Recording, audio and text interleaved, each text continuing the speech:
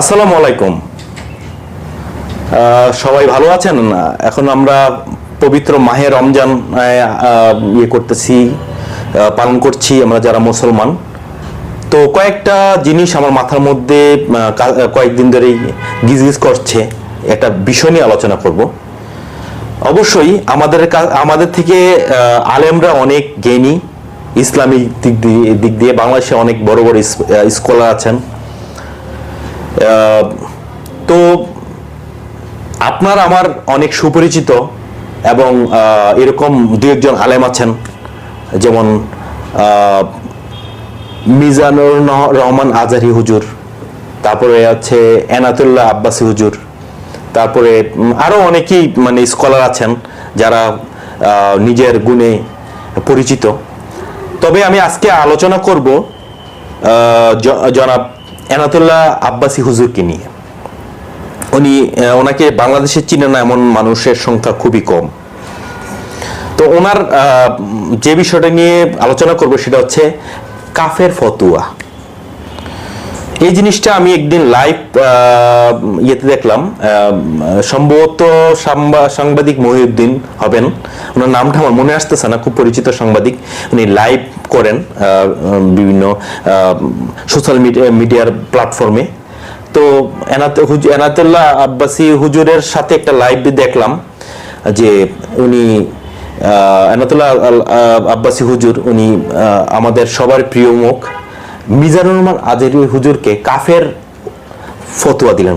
কাফের কাফের কিন্তু আপনার এমন একটা শব্দ যেটা কিন্তু কোন মুসলমানকে সহজে বলতে পারে না। এর মেইন কারণ সম্ভবত বুখারী শরীফে একটা হাদিসে আছে যে কোন মুসলমান যদি আরেকটা মুসলমানকে কাফের উপাধি দেয়, যদি ওই লোক কাফের না হয়ে থাকে তাহলে যে উপাধিটা দিল সে কাফের। তাহলে কত বড় ধরনের একটা মানে অপরাধ একটা। তো এনাতুল্লাহ আব্বাসী হুজুর কি কারণে মিজানুর আজহারি হুজুরকে কাফের উপাধি দিল আমার জানা নাই। তবে এই জিনিসটা আমার মোটেও ভালো লাগেনি। এরপরে থেকে আমি এনাতুল্লাহ আব্বাসী হুজুরের সম্পর্কে জানি যে উনি বিভিন্ন ধরনের নাস্তিক, বিভিন্ন ধরনের খারাপ লোকের সাথে ডিবেট করেন এবং খুব যুক্তিসঙ্গত ডিবেট করেন। এই জিনিসটার মানে ওই যে কাফের বলার পর থেকে ওনার প্রতি আমার একটা রেসপেক্টটা কমে গেছে। যদিও রেসপেক্ট এখনো করি, কিন্তু রেসপেক্টের পরিমাণটা অনেক কমে গেছে। আরেকটা জিনিস ওনার ভালো লাগেনি জনাব এনাতুল্লাহ আব্বাসী হুজুরের, সেটা হচ্ছে উনি দাবি করেছেন যে উনি বাংলাদেশের মধ্যে সবচেয়ে বড় স্কলার। হ্যাঁ, হতে পারেন। আমি একটা এক্সাম্পল দিই। এক্সাম্পলটা হচ্ছে হযরত মুসা আলাইহিস সালাম আল্লাহকে প্রশ্ন করেছিলেন, সরি এখানে আমার একটু হয়েছে, সেটা হচ্ছে মুসা আলাইহিস সালামের যে অনুসারী ছিলেন ওনারা মুসা আলাইহিস সালামকে প্রশ্ন করেছিলেন যে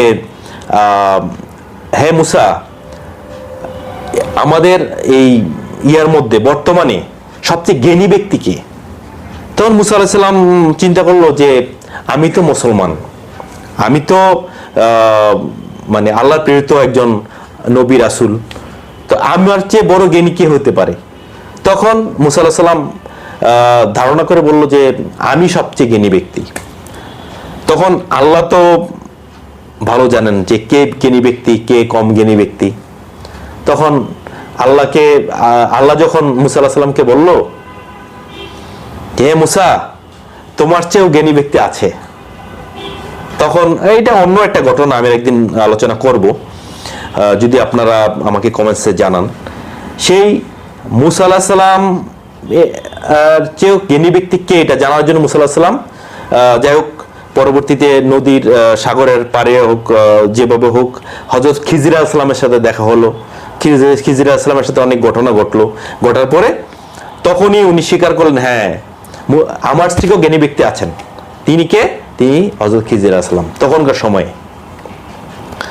তখন এই যে বর্তমানের ইয়াতে আসি, এনাতুল্লাহ আব্বাসী হুজুর যে বললেন যে উনি সবচেয়ে বড় স্কলার, এটা উনি একদম নির্দ্বিধা বললেন, হুজুর আপনার প্রতি রেসপেক্ট রেখে একটা কথা বলি,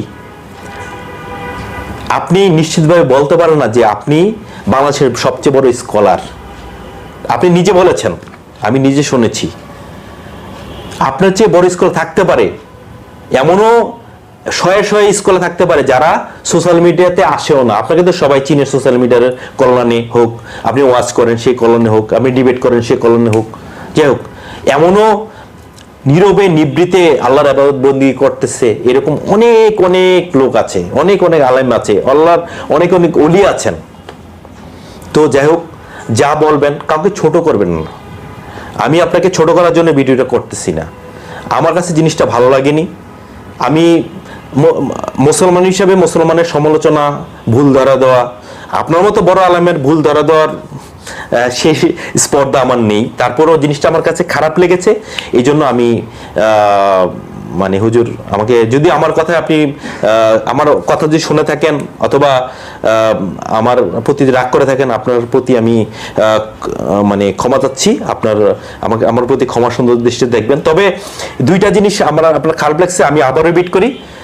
কাউকে এই যে আপনি কথায় কথায় কাউকে কাফের উপাধি দেন, এটা আমার মতে ঠিক না। আমার মতো ক্ষুদ্র জ্ঞানী একটা মানুষ, আমার তো জ্ঞানী নেই আপনাদের তুলনায়, ঠিক না। আবার নিজেকে যে আপনি বড় মানে স্কলার ভাবলেন, এটাও আমার মতে ভালো লাগেনি, আমার মতে এটা ঠিক না। এরকম নীরবে নিবৃত্তি, এই যে কত দামি দামি সাহাবীরা ছিলেন, দামি দামি সাহাবীরা থাকার পরেও কেন হযরত মুহাম্মদ সাল্লাল্লাহু আলাইহি ওয়াসাল্লামের জুব্বা মোবারক, পবিত্র জুব্বা মোবারক কেন ওয়াস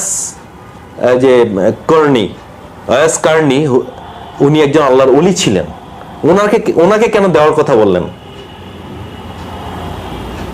কেউ চিনতো না, কেউ জানতো না ওনার সম্পর্কে, ওয়াস কারনি রাহমাতুল্লাহ আলাইহি সম্পর্কে।